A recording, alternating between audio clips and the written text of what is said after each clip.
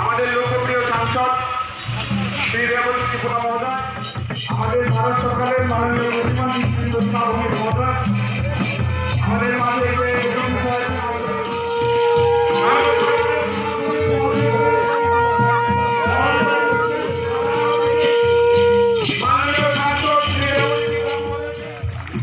সবাইকে দাঁড়িয়ে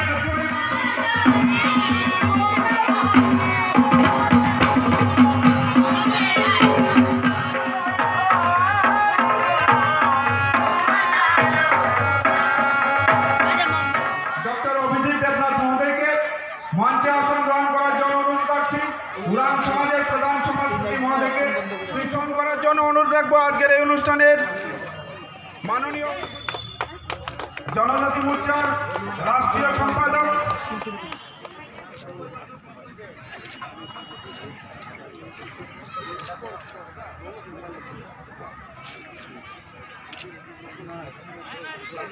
কেন্দ্র প্রধানমন্ত্রী কেন্দ্রে প্রথম 8 জন মন্ত্রী করেছেন।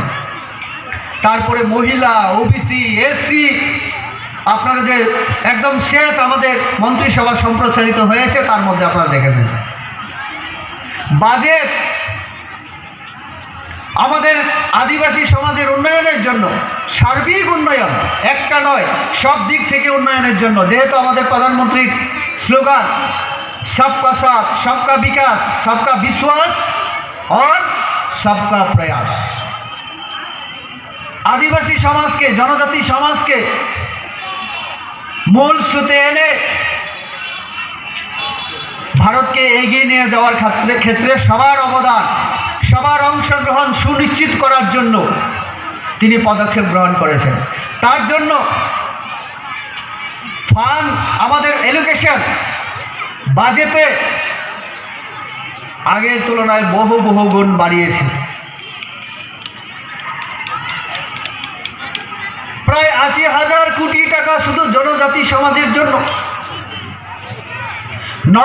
নর্থ ইস্ট আমাদের ম্যাক্সিমাম, আমাদের এখানে জনজাতি অধ্যুষিত মানে স্টেট, রাজ্য, তার জন্য বিশেষ পরিকল্পনা এই সময় আমাদের সরকারের সময় হয়েছে। বন্ধন যোজনা, আমি দিল্লিতে এই অক্টোবর মাসে আমি 6-7 তারিখ ছিলাম দিল্লিতে। অর্জুন মুন্ডার নেতৃত্বে আমাদের সেমিনার হয়েছিল 2 দিনের। আমাদের কেন্দ্রীয় সরকার মোদিজির নেতৃত্বে জনজাতি সমাজ, যেহেতু আমরা বনে জঙ্গলে গ্রামে থাকি, জল, জঙ্গল, জমিন এবং জনজাতি জীবন একটা আরেকটার সঙ্গে কো-রিলেটেড। তার জন্য এই যে জল, জঙ্গল, জমিন, তার রক্ষণাবেক্ষণ, তার উন্নতি সাধন এবং জনজাতি সমাজের মানোন্নয়নের জন্য অনেক সিদ্ধান্তের মধ্যে বন্ধন যোজনা একটা বড় যোজনা। অ্যামাজনের মতো বড় বড় কোম্পানির সঙ্গে ট্রাইফেড কোম্পানিকে দায়িত্ব দেওয়া হয়েছে। আগে বাস কাটতে গেলে আমাদের ফরেস্ট ডিপার্টমেন্ট থেকে পারমিশন নিতে হতো বা ফরেস্ট অফিসারের ভয়ে আমাদের থাকতে হতো। আমাদের সরকার বলেছে বাস কাটা যাবে, বাস বিক্রি করা যাবে। সংখ্যা মাত্র 100টার মতো ছিল, 90টা বা 100 কাছাকাছি। আজকে প্রায় ভারতবর্ষে 700টা এই যে একলব্য বিদ্যালয়ের জন্য আমাদের সরকার কাজ করছে।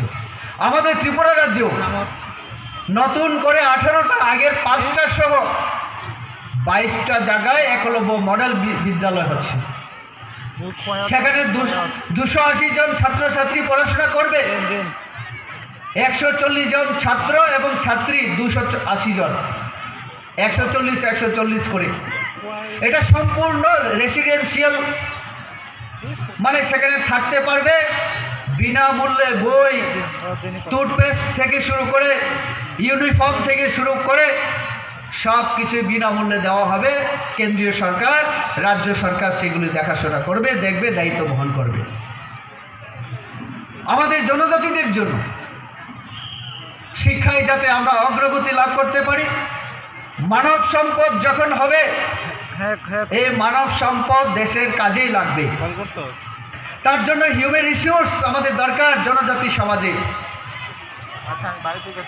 বনের সম্পদ সংগ্রহ করে তার ব্যবহার যেমন, তেমনি মানব সম্পদ, প্রাকৃতিক সম্পদ মানে মানব সম্পদ, এই দুইটা সম্পদ আমরা যখন করতে পারবো, আমাদের আদিবাসী সমাজ আমরা এগিয়ে যেতে পারবো এবং এই দেশের ভারতকে আমাদের প্রধানমন্ত্রী যে এক ভারত সব শ্রেষ্ঠ ভারত করার যে স্বপ্ন, এই স্বপ্নকে আমরা সার্থক করতে পারবো। আমরা জানি ভারতবর্ষের মধ্যে বিশাল সংখ্যক আমাদের জনজাতি সমাজ আমরা আছি। আপনারা দেখেছেন আমাদের ভারত সরকার এখন আইএস পরীক্ষা দেওয়ার জন্য, আইপিএস পরীক্ষার জন্য কোচিং যেমন হচ্ছে, ভারত সরকারের আর্থিক ব্যবস্থাপনায় আমাদের রাজ্য সরকারও সেটা করছে। আপনারা দেখেছেন পরপর ত্রিপুরা রাজ্য আমাদের সরকার আসার পরে বেনিচন্দ্র জমাতিয়া, থাঙ্গা দাল্লক, সত্যরাম রিয়াঙ্গের মতো লোককে আমরা এই ত্রিপুরা রাজ্যের পাহাড় গ্রামের মধ্যে যারা বসবাস করছিলেন, যারা কেউ জানতো না, আমাদের মুখ্যমন্ত্রী খুঁজে বের করেছিলেন এবং আমাদের প্রধানমন্ত্রী তাদের সম্মানিত করেছেন পদ্মশ্রী পুরস্কারে। আমাদের এখানে তরি চাকমা থেকে শুরু করে কয়েকজন পর আমাদের আদিবাসী সমাজ থেকে আজকে আইএস অফিসার হচ্ছেন। আমরা চাই এরকম আইএস অফিসার, আইপিএস অফিসার আগামী দিনে আরও হোক। আমাদের সরকার এটাই চায়। তার জন্য আমি